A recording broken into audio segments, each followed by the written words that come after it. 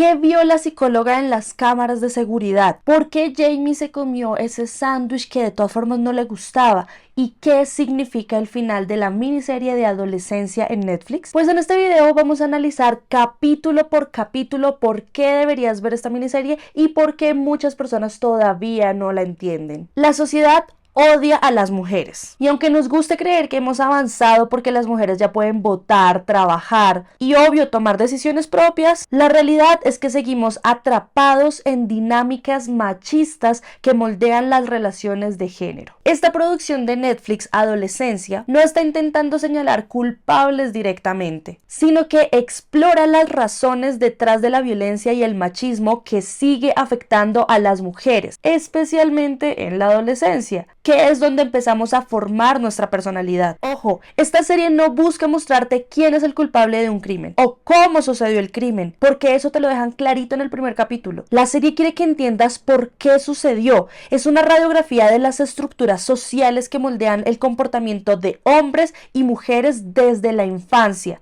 y que desemboca en dinámicas de poder, violencia y misoginia. Vamos a entender cómo es que esta serie está revelando todo esto que te estoy diciendo. ¿Cómo es eso que las estructuras que perpetúan la violencia de género están plasmadas en este producto? Capítulo 1. La ilusión de seguridad. Ni siquiera nuestros padres nos pueden proteger de la realidad.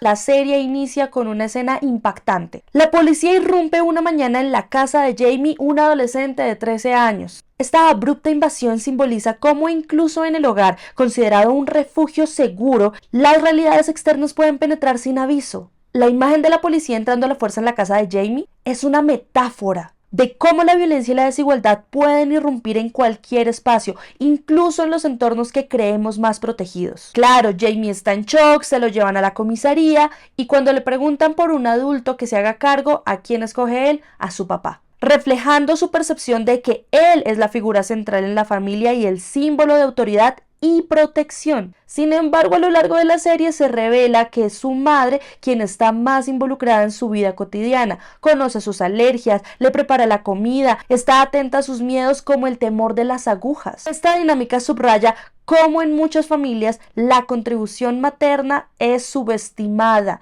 mientras que la autoridad paterna es sobrevalorada. Aquí encontramos una contradicción fundamental. Aunque la madre de Jamie es quien realmente ejerce el cuidado y conoce sus necesidades emocionales y físicas, es la figura paterna la que Jamie asocia con la protección. O sea, todo el cuidado de trabajo de la madre no es relevante. Por esa razón es que estos discursos de ver a los hombres como proveedores y a las mujeres como las cuidadoras hace una división perpetua en el rol de género y se sigue generando el mismo estereotipo que son las mujeres las del cuidado emocional y físico, mientras que los hombres están encargados de la disciplina y el poder. Empiezan los detectives a hacerle preguntas a Jamie y él insiste: yo no fui. Él dice: no he hecho nada malo. Y esta negación me conecta directamente con el caso de La Manada en España. Por allá en el 2016 un grupo de 5 hombres violó a una joven de 18 años en las fiestas de San Fermín en Pamplona. Los agresores grabaron el acto, difundieron los videos entre sus amigos,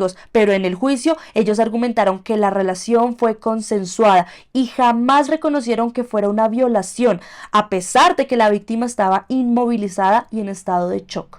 De hecho, María del Mar Ramón escribió sobre este caso en su libro La Manada y la cultura de la violación, concluyendo que los hombres en la sociedad son educados para creer que tienen poder sobre las mujeres y por eso no ven sus acciones como violencia.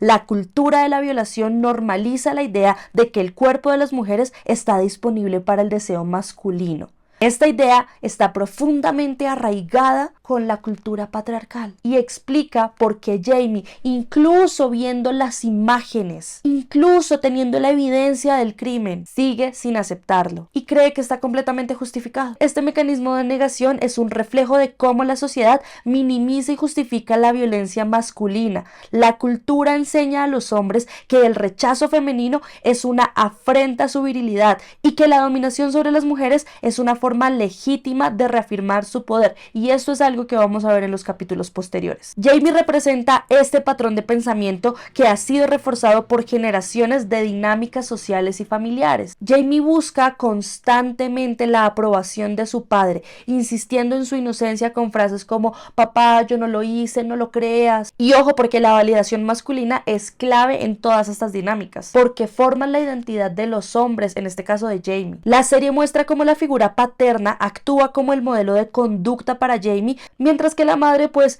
queda relegada a una figura de apoyo emocional y eso. Y aquí en este primer capítulo ya nos empieza a establecer el tono de la serie. Nos confronta con la idea de que la violencia machista no es solo un problema individual, sino es el resultado de una estructura social que perpetúa la desigualdad. Capítulo 2, la violencia en el entorno escolar. Miren, este capítulo explora el entorno escolar de Jamie y cómo la cultura machista está profundamente arraigada en las dinámicas sociales y de poder dentro de las instituciones educativas.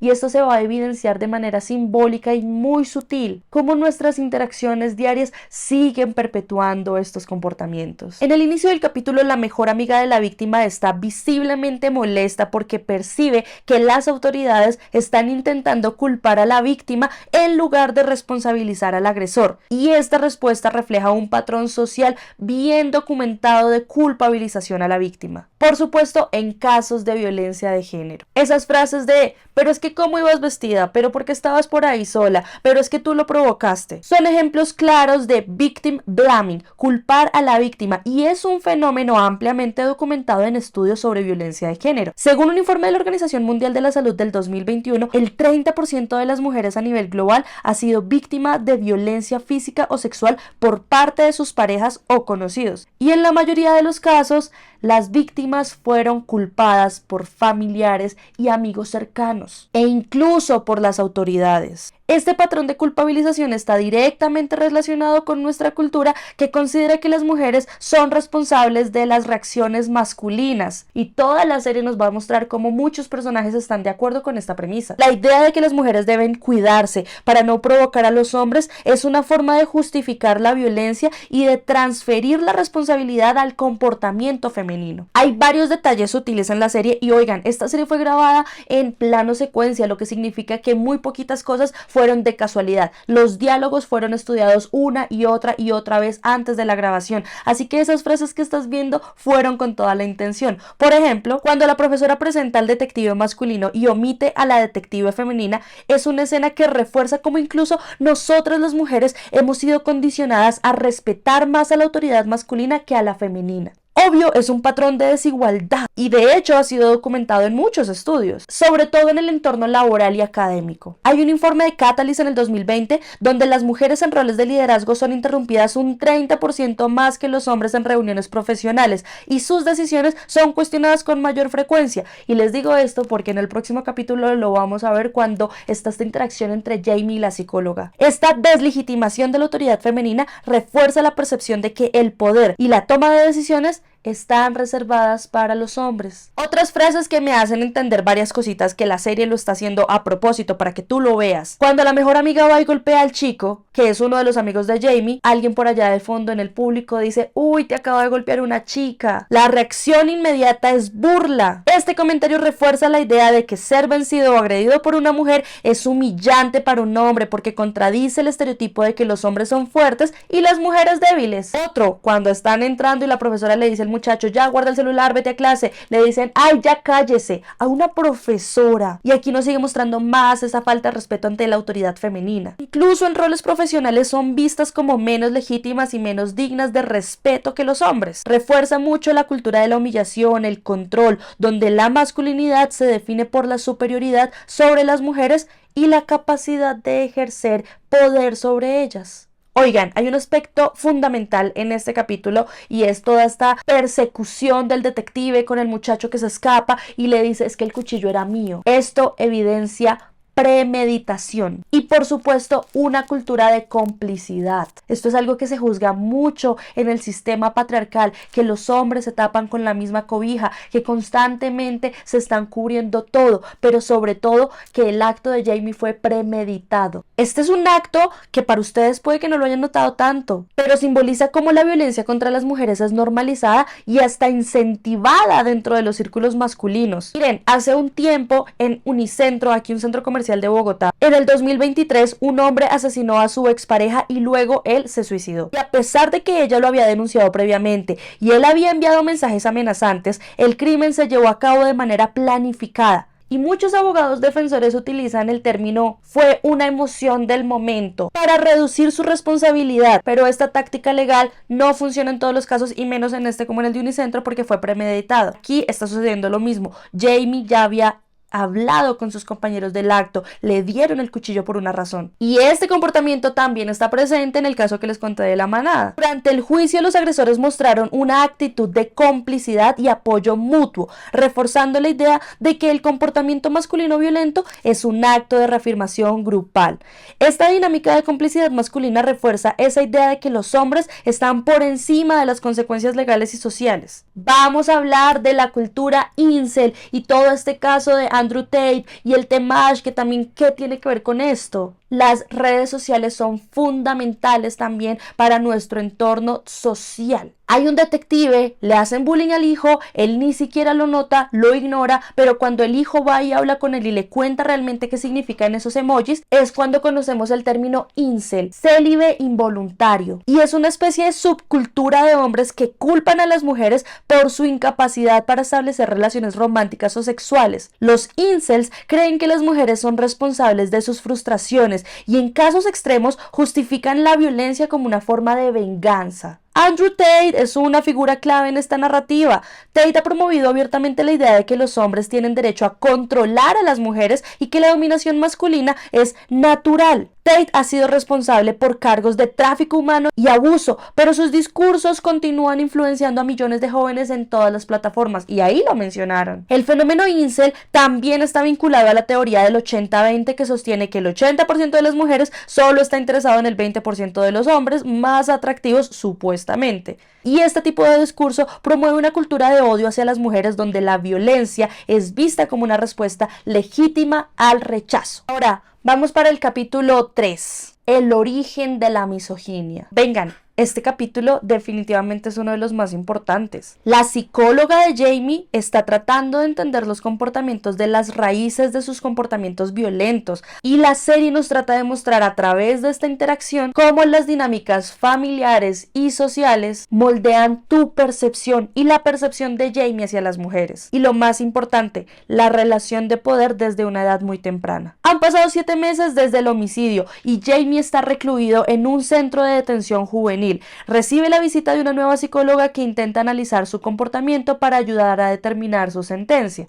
La psicóloga lo trata con mucha amabilidad, le lleva un sándwich, un chocolate, lo saluda con una sonrisa y un tono suave. Y oigan, esta es una táctica muy común entre los psicólogos para tratar de generar esa confianza. Y por supuesto lograr que se abra emocionalmente. La psicóloga establece que es un espacio seguro para que Jamie baje la guardia y hable con sinceridad. ¿Y por qué es que ella le pregunta tanto sobre el papá y el abuelo? Desde el principio la psicóloga intenta explorar las figuras masculinas en la vida de Jamie. Esto es clave porque el comportamiento masculino suele ser aprendido en el hogar. Jamie menciona que su papá no tiene amigas mujeres y por supuesto que él tampoco. Y esto revela cómo Jamie ha sido criado bajo la idea de que las mujeres no son iguales a los hombres y que la amistad con ellas no es una dinámica válida. Y Jamie también justifica mucho el comportamiento del papá porque es agresivo, pero dice, él nunca le ha pegado a mamá. Y eso lo justifica todo. Es una frase reveladora porque normaliza la agresión emocional y verbal como algo aceptable. Mientras no haya violencia física, Jamie ha aprendido a aceptar todas estas dinámicas. hay control, hay dominación y ha normalizado que eso es natural y justificable. Hay una conversación en que Jamie le está diciendo, ay, es que el otro psicólogo era esto, el otro psicólogo se hacía preguntas de verdad, tú no. Estas frases buscan invalidar a la psicóloga, descalificando su enfoque por ser mujer. Sí, por ser mujer, porque durante toda la dinámica no lo van a mostrar. Jamie siente que las mujeres no tienen autoridad y no las respeta, lo que queda claro cuando se altera visiblemente. La escena es muy simbólica. Jamie alza la voz, se vuelve agresivo con la psicóloga, pero en cuanto entra el guardia, un hombre, inmediatamente agacha la cabeza y se sienta. Ese detalle es el que refuerza el tema central de la serie. Jamie respeta la autoridad masculina, pero no la femenina. La raíz de esta dinámica está en cómo fue criado para ver a los hombres como figuras de poder y las mujeres como subordinadas. La psicóloga le pregunta, ¿qué harías si sales a cine con una chica, verdad? ¿Qué vas a hacer? Él no quiere saber sobre sus gustos, él jamás lo menciona, él va directo a tocarla. Solo le interesa el contacto físico y esto es un claro ejemplo de la cosificación. Jamie no ve a las mujeres como una persona, sino como un objeto de deseo y validación. Este pensamiento de hecho está muy ligado a las ideologías incel, donde los hombres creen que las mujeres deben estar disponibles para ellos. La cosificación también se refleja en el hecho de que Jamie vio fotos íntimas de la víctima y no le importó que todos los demás estuvieran compartiéndola. No lo hacía sentir ningún tipo de responsabilidad o culpa. De hecho, aprovecha eso. Por eso ha sido también tan importante el caso Olimpa en México. La ley Olimpa, que ahora penaliza este tipo de violencia digital. No está bien que difundas el contenido sexual de alguna persona, porque no hay consentimiento en esto. Y aparte es un contenido íntimo. Y el comportamiento de Jamie refleja esta cultura de impunidad masculina, donde los hombres creen que tienen derecho sobre el cuerpo y la privacidad de las mujeres. ¿Y qué es lo que hace Jamie? Le habla a la víctima porque cree que está vulnerable. Y este comportamiento, díganme si no es muy similar al de muchos hombres cuando emborrachan a las chicas para poderse acostar con ellas. Es una táctica de manipulación emocional. No solo el de emborracharlas, sino aprovecharse cuando están vulnerables. O nomás miren el caso de La Casa de los Famosos, cuando Coco empieza a decirle cosas terribles a Karina. Él intentaba bajarle la autoestima a Karina para que ella dependiera involuntariamente, emocionalmente de él. Y es una táctica de manipulación emocional para obtener poder sobre una mujer. Aunque supuestamente a ellos no les gusten ellas, pero es un comportamiento recurrente en relaciones tóxicas. Después de esta pelea y dinámica de la psicóloga, Jamie lo confiesa. La perra esa se lo merecía. ¿Por qué? Porque lo llamó incel. ¿Por qué? Porque lo rechazó. Jamie no podía aceptar el rechazo ni que una mujer lo pusiera en una posición de inferioridad. Y esta reacción está ligada directamente al concepto de masculinidad tóxica y a todos esos discursos de Andrew Tate y la Red Pill, donde el rechazo femenino es visto como una humillación que debe ser castigada. Andrew Tate, el Temash y una cantidad de hombres de valor ha promovido estos mensajes. Dicen abiertamente que los hombres tienen derecho a dominar a las mujeres y que la masculinidad se define por la capacidad de controlar a las mujeres. Ese pensamiento ha sido adoptado por miles de jóvenes que ven en la violencia una respuesta legítima. ¿Por qué se comió el sándwich? Jamie se comió un sándwich que antes rechazaba porque tenía pepinillos y a él no le gustan, ¿verdad? Esto simboliza la idea de que los hombres aceptan lo que les desagrada si creen que es lo único que tienen, y ese pensamiento está muy ligado a la cultura incel. Y acá hay mucha violencia interiorizada. Este es un capítulo súper importante porque expone el origen de la misoginia en Jamie, la influencia familiar, la cosificación de las mujeres, el impacto de las ideologías incel y la cultura del rechazo y la humillación. La serie nos muestra que Jamie no es un caso aislado. Es el producto de un sistema social que sigue normalizando la violencia masculina y la desigualdad de género. Pero además, él trata de buscar una redención con la psicóloga. Cuando le pregunta a la psicóloga si yo le agrado, dígame que yo estoy bien, porque está buscando que alguien le diga que a pesar de lo que hizo, sigue siendo una buena persona. Jamie desea que alguien, y específicamente una figura de autoridad femenina, digámoslo así, lo redima y le diga que no es un monstruo sino una víctima de las circunstancias. La psicóloga, sin embargo, mantiene una postura firme y profesional, dejando claro que él debe enfrentar las consecuencias de sus actos sin una absolución moral. Y finalmente llegamos al capítulo 4. el impacto de la familia y la sociedad. Al padre de Jamie le escriben pido en la camioneta, sugiriendo que las acciones de Jamie es un reflejo de un mal ambiente familiar o abuso, y esto es una referencia directa a la tendencia de culpar a las dinámicas familiares por los comportamientos criminales de los hijos.